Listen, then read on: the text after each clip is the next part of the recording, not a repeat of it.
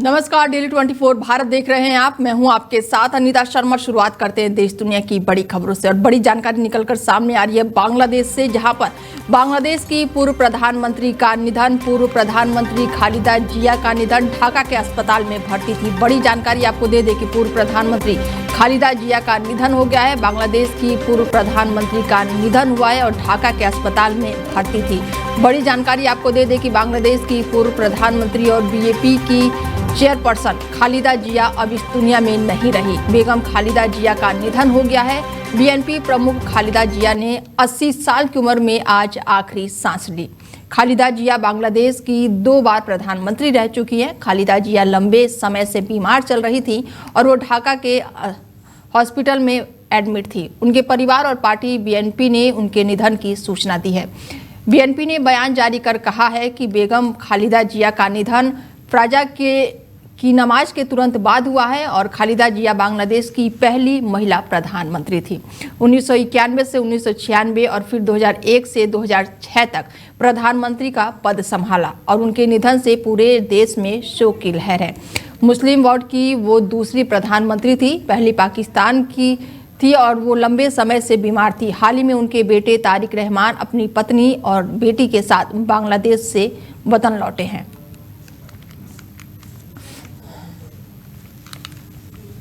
बड़ी जानकारी आपको दे दें कि ढाका के अस्पताल में थी पूर्व प्रधानमंत्री खालिदा, जिनका निधन हो चुका है। और ऐसे में दुखद खबर ये बांग्लादेश से आई है, जहां पर बांग्लादेश की पूर्व प्रधानमंत्री बेगम खालिदा जिया का निधन हो गया है।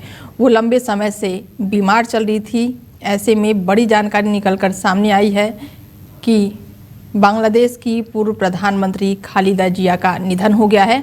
काफ़ी समय से वो अस्पताल में भर्ती थी और ऐसे में बांग्लादेश की पूर्व प्रधानमंत्री खालिदा जिया ने 80 साल की उम्र में आज यानी कि मंगलवार को आखिरी सांस ली है। खालिदा जिया लंबे समय से बीमार चल रही थी। वो ढाका के अस्पताल में भर्ती थी और उनके निधन से बांग्लादेश में शोक की लहर है। बड़ी जानकारी आपको दे दें कि खालिदा जिया बांग्लादेश की पहली महिला प्रधानमंत्री थी। तो वहीं मिशन 2026 में जुटी बीजेपी 3 दिवसीय पश्चिम बांग्लादेश दौरे पर अमित शाह हैं और चुनावी तैयारियों पर मंथन करेंगे। बड़ी जानकारी आपको दे दें कि मिशन 2026 में जुटी बीजेपी, बड़ी जानकारी आपको दे दें कि 3 दिवसीय पश्चिमी बांग्लादेश के बंगाल दौरे पर है अमित शाह और ऐसे में चुनावी तैयारियों पर मंथन करेंगे। बड़ी जानकारी आपको दे दें कि मिशन 2026 में बीजेपी पूरी तरह से जुट गई है। केंद्रीय गृह मंत्री अमित शाह पश्चिम बंगाल के 3 दिवसीय दौरे पर कलकत्ता पहुंचे हैं और राज्य में अगले साल होने वाले विधानसभा चुनाव के मद्देनजर अमित शाह का ये दौरा काफ़ी अहम माना जा रहा है। राज्य समिति के एक सदस्य के मुताबिक गृह मंत्री पार्टी के संगठनात्मक मजबूती की समीक्षा के साथ साथ बीजेपी के राज्य समिति के गठन को लेकर अंतिम सुझाव भी दे सकते हैं और इसके अलावा वो राज्य में चल रहे एसआईआर से जुड़ी संवेदनशील मुद्दों से निपटने के लिए भी एक ब्लूप्रिंट भी तैयार कर सकते हैं।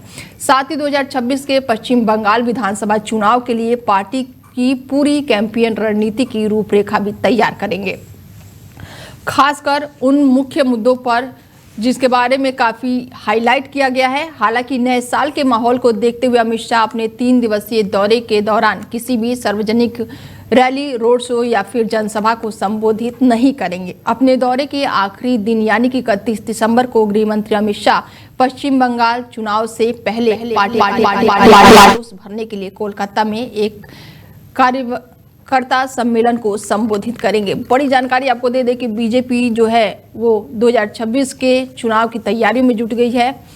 पश्चिम बंगाल में अमित शाह पहुंचे हैं, 3 दिवसीय दौरे पर हैं और ऐसे में काफ़ी अहम ये दौरा माना जा रहा है। बता दें कि अगले साल यानी कि 2026 में पश्चिम बंगाल में विधानसभा चुनाव है और चुनाव को देखते हुए अमित शाह जो है वो कैंपेन की रणनीति की रूपरेखा तैयार करेंगे, खास करके उन मुद्दों पर बातचीत करेंगे जो काफी हाईलाइट किया जाना है। हालांकि नए साल के माहौल को देखते हुए अमित शाह अपने 3 दिवसीय दौरे के दौरान किसी भी सार्वजनिक रैली, रोड शो या फिर जनसभा को संबोधित नहीं करेंगे।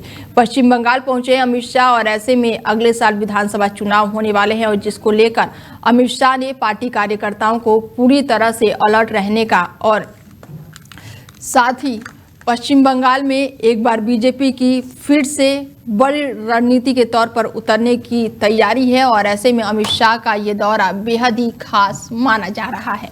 बड़ी जानकारी निकलकर सामने आ रही है कि चुनावी तैयारियों को देखते हुए अमित शाह का ये दौरा बेहद ही खास है।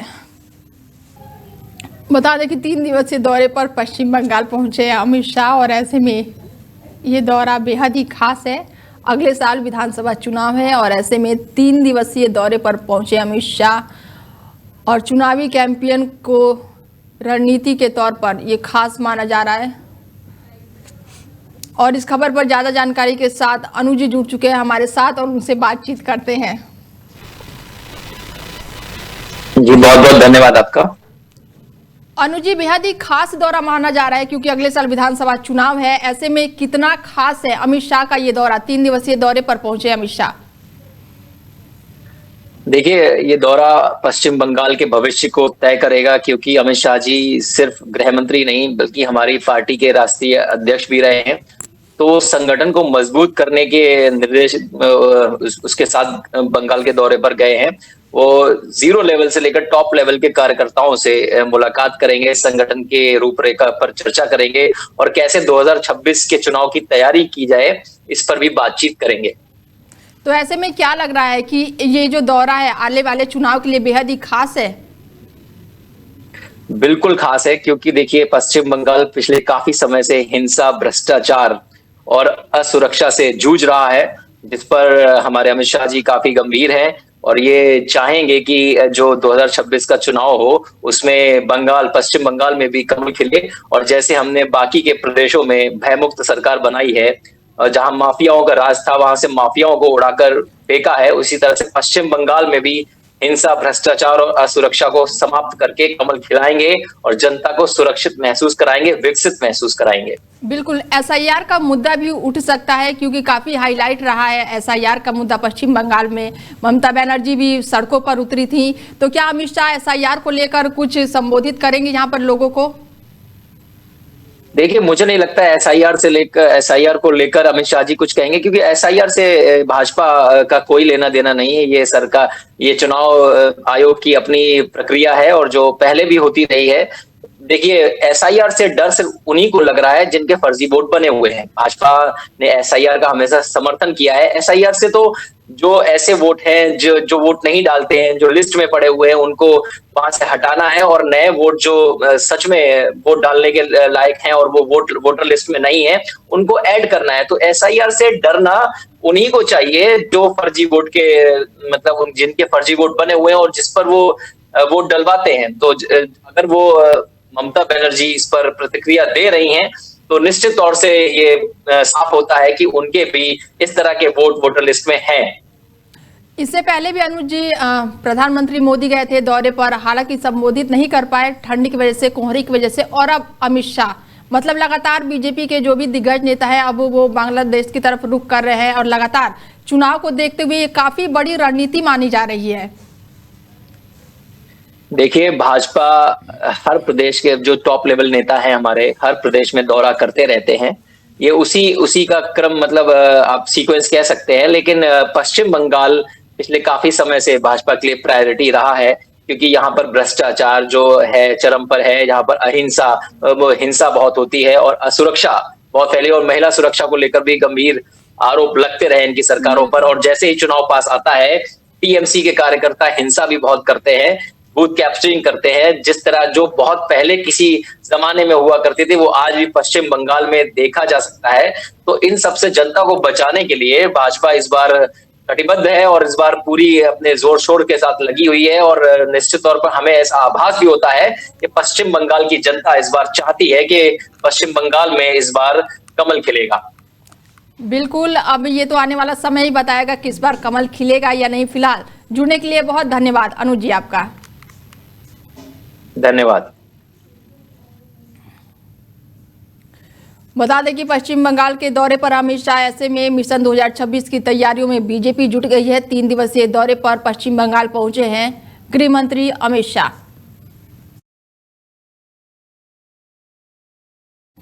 और खबरों में आगे बढ़ते हैं और बड़ी जानकारी निकलकर सामने आ रही है कि ट्रंप को मिलेगा एक और पीस प्राइज। ट्रंप को मिलेगा इजराइल शांति पुरस्कार और पीएम नेतन्याहू द्वारा इजराइल का सर्वोच्च सम्मान है। बड़ी जानकारी निकलकर सामने आ रही है। डोनाल्ड ट्रंप को मिलेगा एक और पीस प्राइज और ट्रंप को शांति पुरस्कार मिलेगा। पीएम नेतन्याहू देंगे इजराइल का सर्वोच्च सम्मान। अमेरिकी राष्ट्रपति डोनाल्ड ट्रंप के आखिरकार शांति पुरस्कार मिलेगा ही और इसको लेकर घोषणा कर दी गई है। और इजराइल के प्रधानमंत्री नेतन्याहू ने फ्लोरिडा में मारे लोग कंबल क्लब में राष्ट्रपति ट्रंप के साथ पत्रकारों को संबोधित करते हुए उन्होंने राष्ट्रपति डोनाल्ड ट्रंप को बधाई दी है। उन्होंने कहा कि राष्ट्रपति ट्रंप को सर्वोच्च नागरिक सम्मान शांति पुरस्कार देना सम्मानित किया जाता है और ये पुरस्कार उनके द्वारा किए गए शांति प्रयासों का सम्मान और सराहना है। इजराइल के लोगों को उनके प्रति आभार है। और इजराइल के प्रधानमंत्री बेंजामिन नेतन्याहू ने कहा है कि एक परंपरा को तोड़ना या एक नए परंपरा बनाने का फैसला किया गया है। यानी कि इजराइल ने 80 साल से जो पुरस्कार किसी बाहरी को नहीं दिया, वो पहली बार राष्ट्रपति डोनाल्ड ट्रंप को दिया जा रहा है।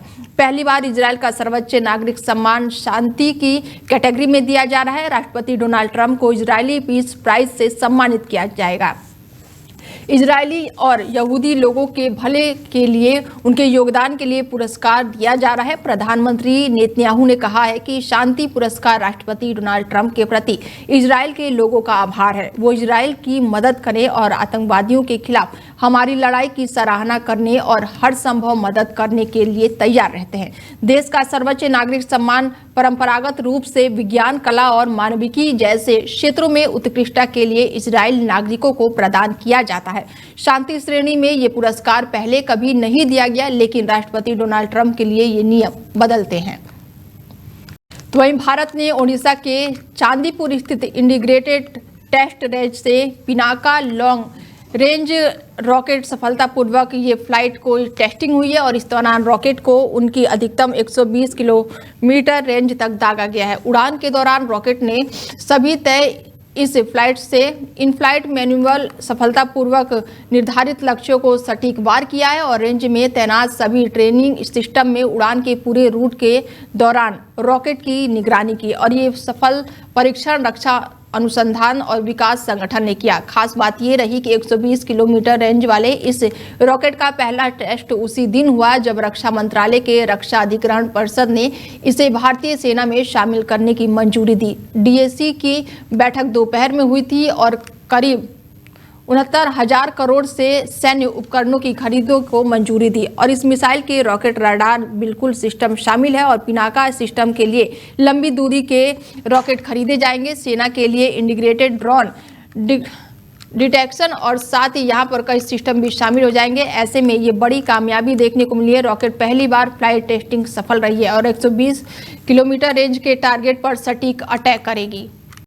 तो वहीं महाराष्ट्र में महायुति गठबंधन ने आगामी बीएमसी चुनाव के लिए सीट बंटवारे के फॉर्मूले को अंतरिम रूप दे दिया है। समझौते के अनुसार बीजेपी 137 सीटों पर चुनाव लड़ेगी, जबकि एकनाथ शिंदे के नेतृत्व वाली शिवसेना 90 सीटों पर उम्मीदवार उतारेगी और इसके साथ ही दोनों पार्टियां महायुति गठबंधन के सहयोगी दलों को आमने सामने कोटे का एक हिस्सा भी आवंटित करेगी। शिवसेना के अनुसार बीजेपी और शिवसेना दोनों के उम्मीदवार आज अपना नामांकन पत्र दाखिल करेंगे। मुंबई बीजेपी अध्यक्ष अमित भास्कर ने सीट बंटवारे के समझौते का बड़ा खुलासा किया। उन्होंने कहा कि अंतिम रूप से तय की गई व्यवस्थाओं के तहत आने वाले दिनों में संयुक्त रूप से चुनाव प्रचार किया जाएगा। बीजेपी शिवसेना महायुति की बातचीत पूरी हो गई है और हमने पहले 207 सीटों पर सहमति बनाई थी और सभी 227 सीटों पर सहमति बनने के बाद से बीजेपी 137 सीटों पर और शिवसेना 90 सीटों पर चुनाव लड़ेगी। हमारे अन्य सभी सहयोगी दल इस फॉर्मूले में शामिल होंगे और आने वाले दिनों में हम संयुक्त चुनाव प्रचार में हिस्सा लेंगे। तो वहीं मुंबई के भांडुप में रेलवे स्टेशन के बाहर देर रात एक बस ने 13 पैदल यात्रियों को कुचल दिया। हादसे में 3 महिलाओं सहित 4 लोगों की जान चली गई और 9 लोग गंभीर रूप से घायल हो गए। मुंबई पुलिस ने बताया कि यह हादसा इलेक्ट्रॉनिक सप्लाई एंड ट्रांसपोर्ट की बस में हुआ है और शुरुआती जानकारी के अनुसार BEST की बस रिवर्स करते समय बेकाबू हो गई और सड़क पर चल रहे लोगों की चपेट में ले लिया। हादसे के बाद से बस ड्राइवर को हिरासत में ले लिया गया है और घटना के बाद से एम्बुलेंस, मुंबई फायर ब्रिगेड और BEST की टीम मौके पर पहुंची है। पीड़ितों को तुरंत ही एम्बुलेंस की मदद से अस्पताल में भर्ती कराया गया, जहां पर 4 लोगों की मौत की पुष्टि हुई है। मौत के आंकड़े बढ़ने की आशंका भी जताई जा रही है और बस ने एक बिजली के खंभे को भी टक्कर मार दी, जिससे वो गिर गया और इससे मौके पर अफरा तफरी मच गई। तो वहीं दिल्ली NCR में प्रदूषण और घने कोहरे की गिरफ्त में देखने को मिल रहा है। पूरे शहर में सुबह से ही धुंध की मोटी चादर छाई रही है और एयर क्वालिटी इंडेक्स बेहद ही खराब स्तर पर पहुंच गया है। दिल्ली का औसतन AQI जो है वो 388 दर्ज किया गया है, जो कि बहुत ही खराब श्रेणी में आता है। भारतीय मौसम विज्ञान विभाग ने मंगलवार को यानी कि आज ऑरेंज अलर्ट जारी किया है। बता दें कि 31 दिसंबर तक मध्यम से घना कोहरा बना रहेगा। वहीं नए साल के दिन भी हल्की बारिश की संभावना जताई जा रही है, जिससे प्रदूषण में कुछ राहत मिल सकती है। मौसम विभाग के अनुसार ठंडी हवाओं की कमी और नमी के अधिकतम के चलते दिल्ली NCR में घना कोहरा छाया हुआ है, जिससे विजिबिलिटी जो है वो बेहद ही कम हो गई है और इसका सीधा असर सड़क और हवाई यातायात पर भी देखने को मिल रहा है। दिल्ली NCR में साल 2025 की विदाई इस बार घने कोहरे और जहरीली हवा के साथ हो रही है, जबकि नए साल पर होने वाली हल्की बारिश से फिलहाल एकमात्र राहत की उम्मीद बनी हुई है। बड़ी जानकारी आपको दे दी कि नए साल पर बारिश की उम्मीद जताई जा रही है। हालांकि दिल्ली NCR में ट्रिपल अटैक देखने को मिल रहा है। एक तरफ जहां घना कोहरा छाया हुआ है, तो वहीं शीतलहर की मार भी लोगों को झेलनी पड़ रही है। इसके साथ ही वायु प्रदूषण जो है वो बेहद ही खराब बना हुआ है। उत्तर भारत के ज्यादातर राज्यों में घना कोहरा छाया रहा है और इस कारण NCR, उत्तर प्रदेश, उत्तराखंड के मैदानी इलाकों में यातायात व्यवस्था बुरी तरह से प्रभावित हुई है। विजिबिलिटी जो है वो बेहद ही कम होने के कारण सड़कों पर वाहन रेंगते हुए दिखे। रेल और हवाई यातायात पर भी असर पड़ा है। बड़ी संख्या में उड़ानें रद्द हुई हैं और ट्रेनें घंटों देर से चल रही हैं और इस कारण यात्री काफी परेशानियां झेल रहे हैं। अधिकतम तापमान में गिरावट से ठंड भी बढ़ गई है। अगले 2 दिनों तक मौसम इसी तरह बने रहने की संभावना है और भारतीय मौसम विज्ञान विभाग के पूर्वानुमान था कि सोमवार सुबह मध्यम से घना कोहरा छाया रहेगा। हालांकि रविवार रात से ही दिल्ली NCR में और अन्य शहरों में घना कोहरा छाया रहा है और इस कारण कई जगहों पर हवाई उड़ानें जो है वो रद्द हो गई हैं या फिर उड़ानों में ब्रेक लग गया है। एयरपोर्ट से लेकर रेलवे प्लेटफॉर्म पर यात्रियों की भारी भीड़ बढ़ गई है और लोग ठंड में इंतजार करने को मजबूर हैं। 110 ट्रेनें और 224 फ्लाइटें देरी से चल रही हैं। एयरलाइंस ने यात्रियों को सलाह दी है कि वो यात्रा से पहले फ्लाइट स्टेटस चेक कर ले और अतिरिक्त समय लेकर एयरपोर्ट पहुंचे। मौसम विभाग ने चेतावनी दी है कि अगले 24 घंटे तक कोहरे की स्थिति बनी रहेगी। और ये हम तस्वीरें आपको दिखा रहे हैं अलग अलग राज्यों की, उत्तर प्रदेश, दिल्ली, श्रीनगर और हरियाणा की ये तस्वीरें हैं कि किस तरह से विजिबिलिटी जो है वो बेहद ही कम हो गई है। लोग शीतलहर की चपेट में हैं। तो वहीं दिल्ली की अगर बात करें तो दिल्ली में कोहरा, शीतलहर और प्रदूषण की मार लोग झेल रहे हैं और ऐसे में श्रीनगर की बात करें तो लगातार बर्फबारी देखने को मिल रही है। पर्यटकों का हुजूम उमड़ा पड़ा है नए साल को लेकर। तो वहीं हरियाणा की बात करें तो यहाँ पर विजिबिलिटी जो है वो बेहद ही कम हो गई है और वाहनों की रफ्तार जो है वो बेहद ही कम देखने को मिल रही है। यूपी की अगर बात कर लें तो लोग अलाव का सहारा ले रहे हैं। दिल्ली NCR में प्रदूषण की मार है, श्रीनगर में बर्फबारी है, तो हरियाणा में विजिबिलिटी जो है वो बेहद ही कम है। बता दें कि ठंड की वजह से कई उड़ानें लेट से चल रही हैं और ऐसे में मौसम विभाग ने ऑरेंज अलर्ट जारी किया है। ठंड और कोहरे की चपेट में पूरा उत्तर भारत है। ऐसे में सड़क, रेल और हवाई यातायात जो है वो बुरी तरह से प्रभावित हो रहा है। 22 फ्लाइटें जो हैं वो देरी से उड़ रही हैं और ऐसे में मौसम विभाग ने मौसम को देखते हुए येलो अलर्ट जारी कर दिया गया है। उत्तर प्रदेश में लोग अलाव का सहारा ले रहे हैं, तो वहीं दिल्ली में घना कोहरा छाया हुआ है और ऐसे में श्रीनगर में भी बर्फबारी देखने को मिल रही है। हरियाणा की बात करें तो यहाँ पर विजिबिलिटी जो है वो बेहद ही कम है। वाहनों की रफ्तार थम गई है। ऐसे में उड़ानें भी काफ़ी लेट से चल रही हैं। वहीं ताइवान को लेकर चीन और जापान समेत पूरे इलाके में तनाव फिर से बढ़ता हुआ नजर आ रहा है। जापान के प्रधानमंत्री की टिप्पणी के बाद से चीन ने अब तक का सबसे बड़ा सैन्य अभ्यास शुरू कर दिया है। ताइवान ने चीन के इस हरकत की आलोचना की है। चीन की पीपुल लिबरेशन आर्मी ने जस्टिस मिशन 2025 अभ्यास शुरू किया है और इसके तहत ताइवान के आसपास के क्षेत्रों में थल सेना, वायुसेना और तोपखाने की यूनिट को तैनात कर अभ्यास किया जा रहा है और इसके साथ ही लाइव फायर ड्रिल भी किया जा रहा है और इसकी वजह से ताइवान समेत चीन और जापान के बीच भारी तनाव की स्थिति बनी हुई है। और इसी बीच ताइवान ने चीन के इस हरकत की आलोचना भी की है। चीन ने आइलैंड के चारों ओर संयुक्त सैन्य अभ्यास शुरू कर दिया है। मिलिट्री ड्रिल करने के लिए चीन ने वायु, जल और तोपखाने सेना को तैनात किया है और इसके साथ ही लाइव फायर ड्रिल की तैयारी भी की जा रही है। फिलहाल शुरुआती अभ्यास किए जा रहे हैं। और बड़ी जानकारी निकलकर सामने आ रही है यूपी से। बता दें कि इस वक्त की बड़ी खबर आपको दे दे कि यूपी पुलिस अभ्यर्थियों के लिए बड़ा फैसला। यूपी से ये बड़ी खबर निकलकर सामने आ रही है। सिपाही, जेल बॉर्डर और भर्ती में नेगेटिव मार्किंग खत्म और ऐसे में कैबिनेट बाइक्स सर्कुलर्स ने नियमावली को मंजूरी दे दी है। बड़ी जानकारी आपको दे देगी, पहले की व्यवस्था में गलत जवाब पर कटते थे नंबर और अब फैसले से अभ्यर्थी ज़्यादा सवाल कर पाएंगे अटेम्प्ट। बड़ी जानकारी दे दे कि अब यूपी में ये बड़ा फैसला लिया गया है और इसके साथ ही बड़ी जानकारी दे दे कि यूपी पुलिस अभ्यर्थियों के लिए बड़ा फैसला लिया गया है।